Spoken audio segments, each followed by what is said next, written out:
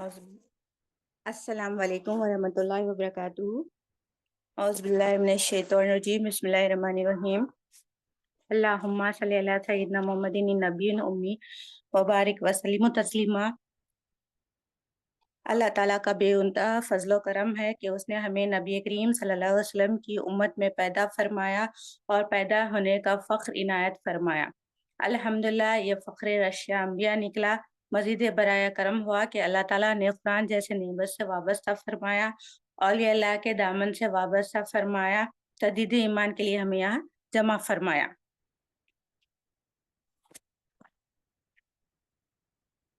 ہم لوگ علم کی بارے میں جان رہے تھے کہ وہ کون سا علم ہے؟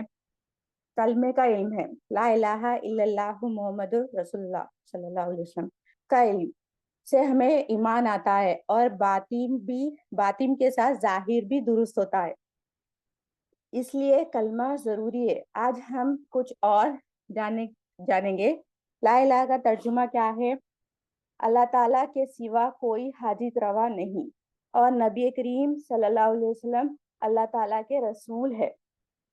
ہم بچپن میں پڑھ کر سمجھ رہے ہیں اس کا حق ادا کر لیا۔ ہم بچپن میں کلمہ ایک بار پڑھ کر سمجھ رہے ہیں کہ اس کا حق ادا ہو گیا، اور نماز، روزہ، زکوٰۃ اس کے پیچھے لگے۔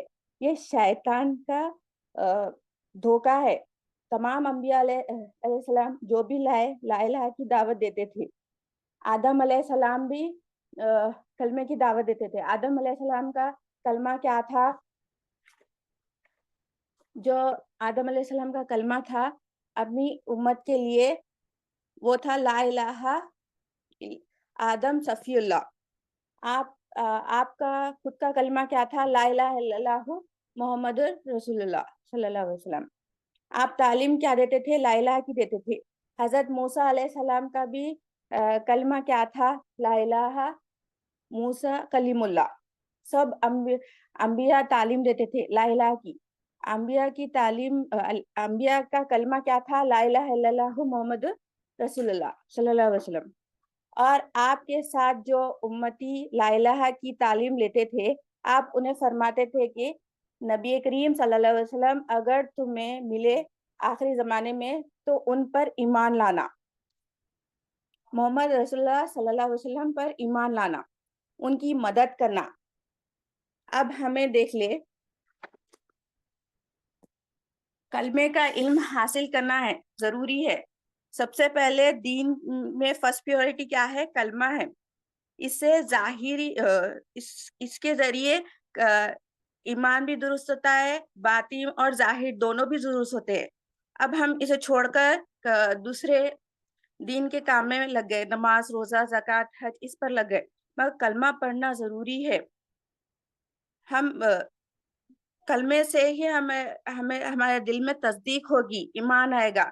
تمام انبیاء یہی کلمہ لائے، شریعت بدلتی رہی، ہر امت میں شریعت بدلتی رہی۔ حضرت آدم علیہ السلام کے زمانے میں بھائی بہن سے شادی کر سکتے تھے، وہ شریعت میں تھا۔ پھر حضرت موسیٰ علیہ السلام کے زمانے میں کیا تھا کہ دو بہن ایک نکاح میں دے سکتے تھے۔ اب فی زمانہ نہ بہن بھائی سے شادی کر سکتے، نہ دو بہن کو ایک نکاح میں دے سکتے۔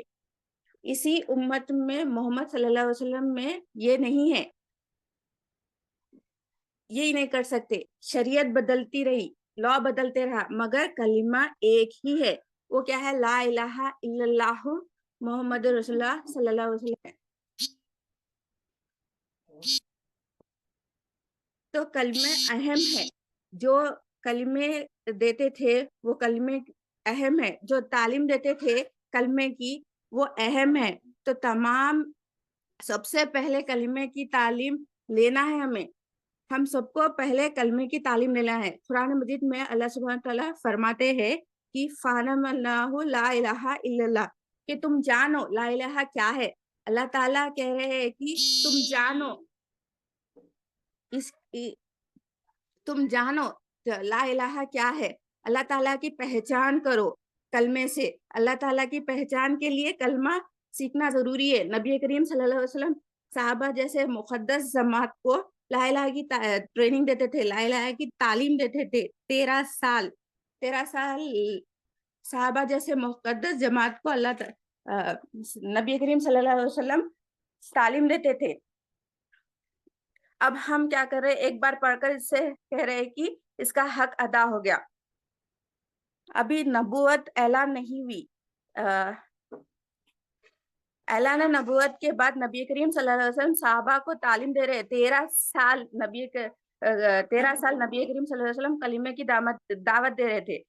حضور غوث الثقلین رضی اللہ آپ ارشاد فرماتے ہیں, دیندار شخص کی علامت بتاتے ہیں. دیندار شخص کون ہے؟ آپ بتاتے ہیں دیندار شخص وہ ہے جو ہمیشہ اپنے نفس سے جہاد کرے, شیطان سے جہاد کرتے رہے, دنیا سے جہاد کرتے رہے. آپ نے فرمایا وہ جہاد اکبر ہے. دیندار شخص کی علامت بتا رہے ہیں یہاں پر. ہم دیندار بننا ہے, ہمیں دیندار بننا ہے. اگر ہم دیندار نہیں بن سکیں گے تو ہمیں موت کیسی آئے گی؟ اولیاء اللہ فرماتے ہیں جس طرح کانٹوں پر کپڑا پھینکا جائے اور کپڑے کو کھینچے تو کپڑا کیسا پھٹتا ہے, دیکھے تو ہی تکلیف ہوتی ہے, اسی طرح بے دیندار لوگ جو ہوتے ہیں اس کی موت بھی ویسے ہی آنی ہے, تکلیف دہ آنی ہے. جو دیندار ہوگی اس کی موت آسانی سے ہوگی. اس لیے ہمیں دین سیکھنا ہے, مومن بننا ہے.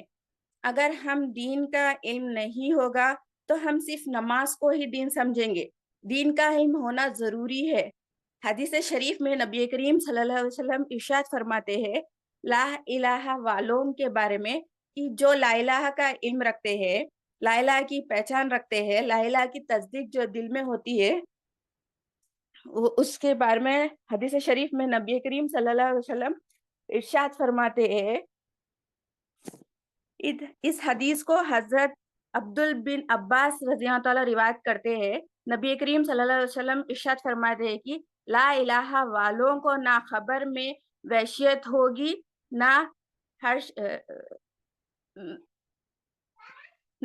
کے دن وحشیت ہوگی. مطلب کیا ہے؟ لا الہ کا جو علم رکھتا ہے, لا الہ کی جو پہچان رکھتا ہے, لا الہ کی جو تصدیق جس کے دل میں ہوتی ہے, جو علم حاصل کرتا ہے, جو اس پر عمل کرتا ہے, خبر میں اس کو وحشت نہیں ہوگی, حرش کے دن اسے وحشت نہیں ہوگی. اور آگے فرماتے ہیں آپ صلی اللہ علیہ وسلم ارشاد فرماتے ہیں کہ میں یہ دیکھ رہا ہوں کہ لا الہ والوں کو دیکھ رہا ہوں کہ وہ اپنے خبر میں سے اٹھیں گے اور وہ اپنے سر سے مٹی جھٹکیں گے اور کہیں گے, اللہ تعالیٰ کی تعریف کریں گے کہ پاک ہے وہ ذات جس نے ہمارے تمام غموں کو دور کر دیا. یہ لا الہ والوں کے لیے ہے. ہمیں اس کا علم حاصل کرنا ہے, اللہ تعالیٰ کی پہچان کرنا ہے.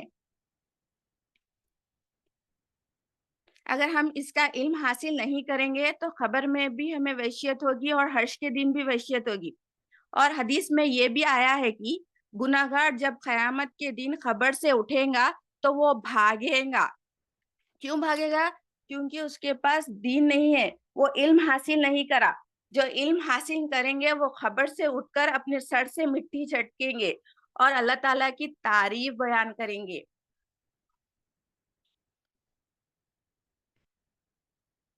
اور کلمہ سیکھنا ضروری ہے, اس کا علم حاصل کرنا ضروری ہے. ہمارے دل میں ایمان آئے گا کلمے کے ہی ذریعے, اور اس کے ہی ذریعے صحیح تصدیق ہوگی. آگے ایک ہدایت سے سمجھتے ہیں.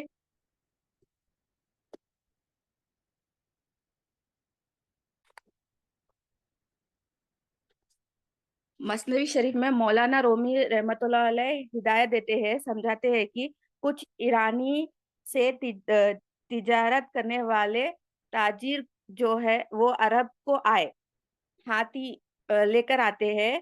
جب عرب پہنچتے ہیں تو عرب والے ہاتھی نہیں دیکھتے. رات کا وقت تھا. اب ایرانی نے کیا کیا, ہاتھی کو بند کر دیا. مگر عرب والے آ کر کہتے ہیں ہاتھی کو دیکھنا ہے, ہم ہاتھی کو دیکھنا چاہتے ہیں, ہم لوگ ہاتھی کو اب تک نہیں دیکھے. اس پر ایرانی والوں نے کہا دیکھو بھائی رات کا وقت ہے, آپ لوگ صبح آ جانا, کیونکہ رات کے وقت اگر آگ جلائے گے تو ہاتھی ڈر جائے گا اور پریشان ہو جائے گا. وہ لوگ نہیں مانتے, پھر بعد میں ضد کرنے لگتے. تو ایرانی والوں نے کہا ٹھیک ہے, آپ لوگ 5 لوگ سلیکٹ کر لیجئے, اور وہ 5 لوگ دیکھ لیں اندر جا کر. پھر وہ لوگ 5 سردار کو سلیکٹ کرتے ہیں. اب 5 سردار آئے رات کے وقت اندھیرے میں. اب وہ ہاتھی یعنی ایلیفنٹ کو دیکھتے ہیں. ایک نے سونڈ کو پکڑ لیا, اور ایک نے دم کو پکڑ لیا, اور ایک نے کان یعنی ایئر کو پکڑ لیا, اور ایک نے ایلیفنٹ کے سٹمک پیٹ کو پکڑ لیا, اور ایک نے ہاتھی کے ٹانگ کو پکڑ لیا. اور یہ کر اپنے تجربے بیان کرے, قوم کے سامنے پیش کرے. کیا پیش کرے ہے کہ جس سردار نے ہاتھی کے سونڈ کو پکڑا تھا وہ اپنے قوم کو سمجھاتا ہے کہ ہاتھی تو سام کی طرح ہوتا ہے, اور جس سردار نے دم کو پکڑا تھا وہ اپنے قوم کو سمجھاتا ہے کہ ہاتھی تو رسی کی طرح ہوتا ہے, اور جس نے ہاتھی کے کان کو پکڑا تھا وہ اپنے قوم کو سمجھاتا ہے کہ ہاتھی تو فین یعنی پنکھے کی طرح ہوتا ہے, اور جس نے سٹمک پیٹ کو پکڑا تھا وہ اپنے قوم کو سمجھاتا ہے کہ ہاتھی تو دیوار کی طرح ہوتا ہے, اور جس نے ہاتھی کے ٹانگ کو پکڑا تھا وہ بتا رہا ہے کہ ہاتھی تو پلر کی طرح ہوتا ہے. تو سب اپنے اپنے ایکسپیرینس اپنے قوم کے سامنے ظاہر کر رہے. اس سے مولانا رومی رحمۃ اللہ علیہ سمجھاتے ہیں کہ اگر کسی کے پاس علم دین کی روشنی نہیں ہوگی وہ اپنی ظاہر سے غلط سمجھے گا, اور سامنے والے کو بھی دوسرے جو بندہ ہوتا ہے اسے بھی غلط بتائے گا. اس لیے صحیح علم کا حاصل ہونا ضروری ہے. صحیح علم کی تصدیق کیسی ہوگی؟ کلمے کے علم سے ہی ہوگی. اس سے کلمے سے ہی ہمارے زندگی کا مقصد پورے ہوگا اور ہمارے دل میں صحیح تصدیق ہوگی. قبر کے منزل میں بھی کامیابی ہوگی اور آخرت کے تمام منزلوں میں بھی ہمیں کامیابی ہوگی. جزاک اللہ خیر.